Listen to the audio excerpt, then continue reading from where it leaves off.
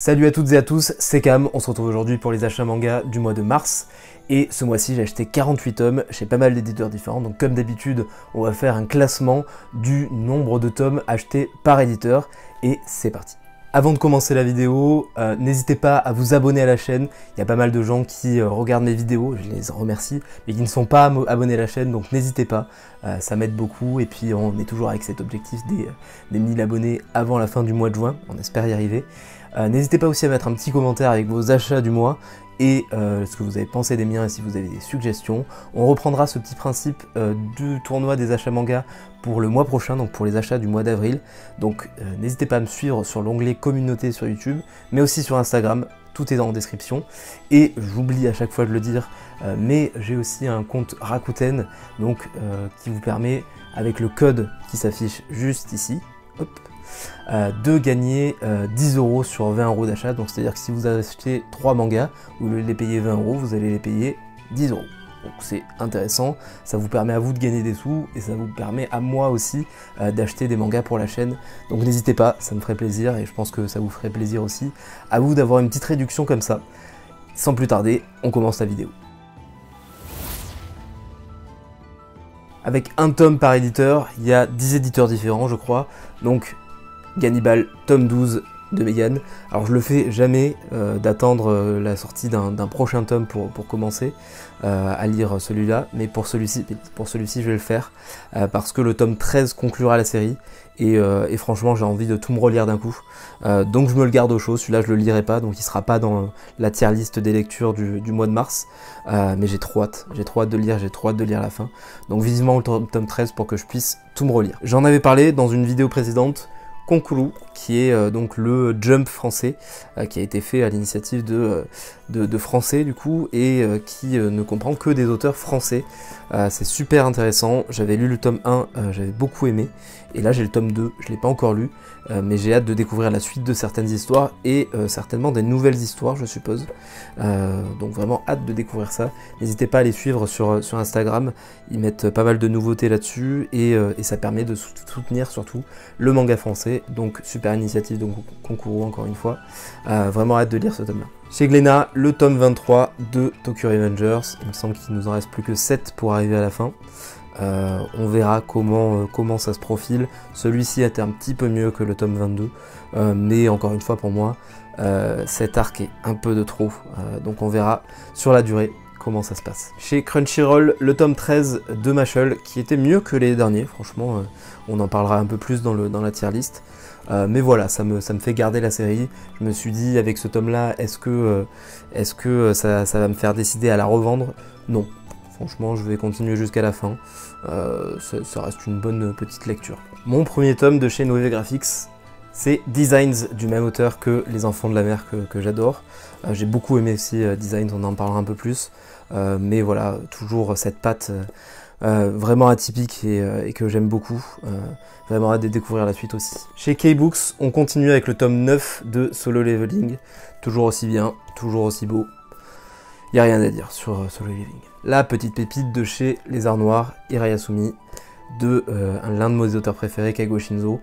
Et je pense que c'est en passe de devenir l'un de ses meilleurs mangas avec Mauvais Herbe et Tokyo Alien Bros. Franchement, incroyable ce premier tome et vraiment hâte de découvrir la suite. Un autre auteur que j'aime beaucoup, cette fois c'est chez IMHO, Garden de Usamaru Furuya, et assez spécial comme lecture. Je vous en dirai un peu plus dans le bilan lecture, mais pas pour tous les publics clairement. Mais voilà, c'est du Usamaru Furuya, c'est toujours assez perché, mais voilà, très étrange, mais j'ai plutôt bien aimé.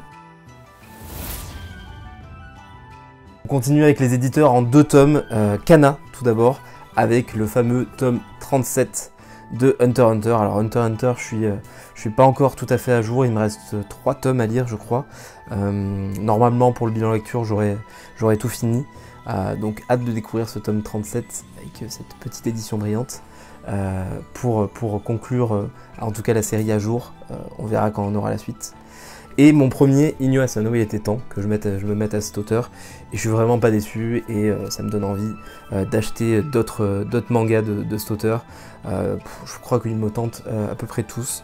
Je sais que Bonne Nuit Poon Poon, c'est assez mitigé dans les avis, mais j'ai envie de me faire mon propre avis. Pareil pour Dead Demon Destruction, peut-être que je le dis un petit peu mal, mais il me tente bien aussi, et tous ces one-shots me tentent aussi, donc ça va être des achats cette année. Inyo Asano, je le savais, à partir du moment où j'ai acheté un tome, je savais que j'étais foutu. Mais voilà, Errance, très très bien. En 2 tomes toujours, et là c'est chez une auto-édition, donc l'auteur c'est Louis, c'est un auteur français, franco-ghanéen me semble-t-il, et franchement j'ai beaucoup aimé. J'ai eu l'honneur de le rencontrer à la Japan Expo Sud, donc j'ai eu Matt dédicace, trop content. Et j'adore vraiment son style graphique, j'adore ses histoires. En fait, ça s'inspire de contes africains. Et je vous en dirai un petit peu plus dans le bilan lecture. Mais la lecture du tome 1 était déjà géniale. La lecture du tome 2 m'a mis sur les fesses. Franchement, c'était incroyable. Vraiment très hâte d'avoir son manga qui va sortir chez Glénat en juin, me semble-t-il, et vraiment hâte de découvrir ça parce que c'est une vraie découverte de cette année, et un auteur que je vous conseille de suivre parce que ça va être l'un des meilleurs auteurs français, je pense, dans les prochaines années, donc voilà, je vous conseille vraiment Red Flower Stories. Pour l'instant c'est en auto-édition. Red Flower sera publié chez Glénat à partir de juin. Je pense que ça va reprendre les personnages et un petit peu l'histoire, donc sur fond de contes africains, de Red Flower Stories, et hâte de découvrir ça en tout cas. Chez Mangetsu, en 2 tomes, on continue la découverte de Junji Ito avec Frankenstein, qui est clairement pas son meilleur, qui est clairement pas le meilleur recueil en tout cas, même s'il est assez joli. Mais ce qu'il y a à l'intérieur, je suis pas un énorme fan de l'histoire principale de ce bouquin. Et Zone Phantom, qui était très bien pour le coup, toujours Junji Ito. On continue, il m'en reste pas beaucoup à acheter. Il me semble que chez Mangetsu, il me reste que Tomie à acheter. Ce sera certainement pour le mois prochain. Et chez Delcourt Tonkam, on va se voir ça juste après. Chez Kurokawa, en 2 tomes, toujours One Punch Man, le tome 26, une tuerie, toujours One Punch Man. Et Full Metal, le tome 14, vous le savez, j'ai déjà lu Full Metal en version normale. Je l'avais revendu pour acheter cette magnifique édition perfecte de Kurokawa. Je me relirai tout One Punch Man quand tout sera sorti, au tome 17 ou au tome 18, je sais plus exactement, mais bientôt en tout cas. Et j'ai trop hâte de lire ça dans ce format-là. Je vais me régaler, déjà que c'est un de mes mangas préférés, avec ce beau format, avec ces belles pages couleurs comme ça va être un vrai régal. On arrive au podium à la 3e place avec Delcourt Tonkam, on en parlait un petit peu avant.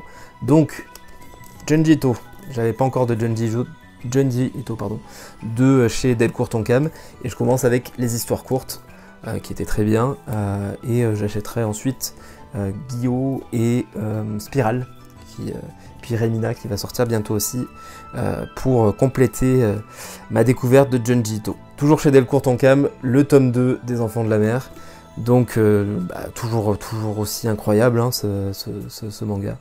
Le tome 2 c'est un régal, ça se lit à une vitesse pas possible, c'est très épais mais ça se bouffe, mais en même temps on n'a pas envie de le bouffer trop vite parce que c'est un vrai plaisir de découvrir les dessins, le style graphique de Daisuke Igarashi, et très hâte d'avoir la suite bien sûr. Et pour terminer, chez Delcourt Tonkam, c'était une reco de mon collègue youtubeur Manga Badass, qui m'avait conseillé ce manga quand il avait revu tout mon manga collect. Par rapport à mes goûts, il m'avait conseillé de m'intéresser à Search and Destroy. Et vu certainement que j'avais du Dororo dans ma collection et que j'avais beaucoup aimé Dororo. Et ça, c'est une réinterprétation de Dororo, justement, donc du manga de Tezuka par Atsushi Kaneko. Et franchement, j'ai adoré cette réinterprétation dans un style très punk, très post-apo, et c'est un régal. Franchement, les dessins de Atsushi Kaneko, c'est vraiment top, et ça me donne envie de découvrir vraiment d'autres œuvres de Kaneko, notamment Bambi. Je sais que Sélection Manga on parle très souvent dans ses recommandations manga, et je pense qu'il y a un moment où je vais me laisser convaincre. Mais en tout cas, voilà, les 3 tomes de Search and Destroy. Search and Destroy, c'est fini en 3 tomes. et je vous le conseille vraiment. Je vous conseille de lire Dororo ou avant ou après, mais en tout cas d'avoir un petit peu la connaissance de ce manga pour voir toutes les références qu'il y a dans Sunshine Destroy, et c'est un régal de suivre ça justement avec cette réinterprétation de Kaneko. En deuxième place, chez Vega Dupuis, en 12 tomes. Je sais que Vega Dupuis est très souvent présent sur mon podium. C'est un éditeur que j'aime beaucoup, et à chaque fois je m'achète des intégrales, donc forcément ça chiffre. Là on a une suite avec Manchuria Opium Squad, le tome 8. Je vous avais dit que j'avais révisé un petit peu mon avis, à un moment j'étais un petit peu déçu de la série, puis j'avais décidé de tout relire, et au final ça passe beaucoup mieux quand on relit tout. Et la série est bien fraîche dans ma tête, et donc ce tome 8 est très bien passé aussi. Et on a les 11 tomes de Peleliu. Et Peleliu, ça nous raconte l'histoire de cet homme qui fait donc la guerre côté japonais sur l'île de Peleliu, qui est dans l'archipel des Palaos, contre les États-Unis, donc pendant la Deuxième Guerre mondiale. Et dans un style graphique très très intéressant. On en débattra un petit peu plus dans le bilan lecture, mais c'est une lecture très atypique et très très prenante. Franchement, on retrouve pas beaucoup de mangas dans ce style graphique déjà, et expliquant aussi bien cet aspect historique que peu de gens connaissent, puisque avant de lire ce manga, clairement, j'étais pas au courant de cet affrontement sur l'île de Peleliu, mais très très intéressant. Je me suis dévoré les 11 tomes. Et à la première place ce mois-ci, c'est Ki-hoon, avec pas mal de séries. La suite des Amants Sacrifiés, donc c'est un manga d'un auteur que j'aime beaucoup, qui est Masasumi Kakizaki. Donc en 2 tomes, il en sorti un petit peu. C'est dommage qu'il n'ait pas sorti en un seul tome, parce que ça a gâché un petit peu l'histoire, je trouve. Du coup, je suis pas forcément super convaincu, même si j'ai relu le premier tome pour lire celui-ci. On en reparlera. Le tome 7 de Frieren, toujours aussi bien. Ensuite, les 2 tomes de Shirley, c'est un manga de Kaoru Mori. J'étais en manque de Kaoru Mori, puisque c'est l'autrice de Bright Stories, et j'aimerais bien acquérir Emma aussi, mais Emma n'est édité pour l'instant chez Ki-hoon qu'en format Latitude. L'ancien format est encore chez Kurokawa, et il est en arrêt de commercialisation, je crois. Je pense qu'ils ont perdu les droits, vu que Ki-hoon l'a ressorti, et j'aimerais bien que Ki-hoon le fasse en ce format pour respecter un petit peu tous mes Kaoru Mori en ce format justement. Et Shirley, ça va nous parler d'une bonne au 19e siècle, je crois, qui est donc au service de ce personnage-là. Et donc Shirley, c'est elle. Et super rafraîchissant comme lecture. En fait, c'est un manga qui est toujours en cours, que Kaoru Mori dessine quand elle a envie. En fait, elle se fait des petites histoires de temps en temps, donc les tomes sont très longs à sortir, mais par contre ça se lit trop bien. Moi j'adore ce genre d'histoire, j'adore cette collection Kizuna de chez Ki-hoon, et j'ai hâte de découvrir la suite, même si je pense que ça sera pas pour cette année, mais toujours un plaisir de retrouver les dessins de Kaoru Mori, même si bizarrement les dessins de Shirley sont différents de Bright Story, je trouve, et j'ai l'impression de trouver plus d'inspiration.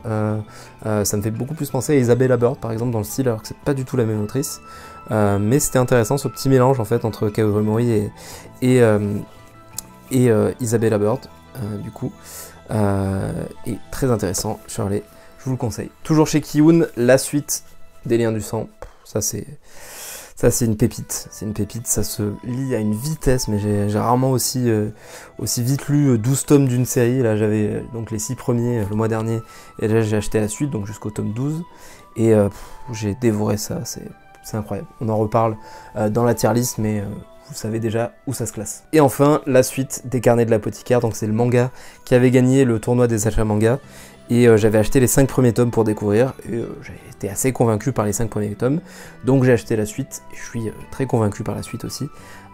Très très agréable comme lecture, on en reparle aussi. Mais voilà, ça conclut donc les 15 tomes que j'ai achetés chez Ki-hoon ce mois-ci. Merci à toutes et à tous d'avoir regardé la vidéo. N'hésitez pas à me mettre un petit commentaire pour me dire justement vos achats du mois de mars. Si vous avez des conseils, bien sûr, même si, je vous l'ai dit, le tournoi arrive bientôt. N'hésitez pas à vous abonner à la chaîne, à vous abonner à mon Instagram.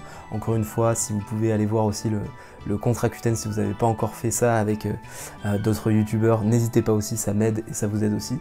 On se retrouve normalement la semaine prochaine pour la tier list bilan lecture du mois de mars, donc toujours avec le petit classement, avec toutes ces lectures-là, sauf Gannibal, du coup, que j'aurais pas encore lu. Mais voilà, je vous remercie d'avoir suivi, je vous remercie d'être toujours plus nombreuses et nombreux à me suivre. On se retrouve la semaine prochaine, salut!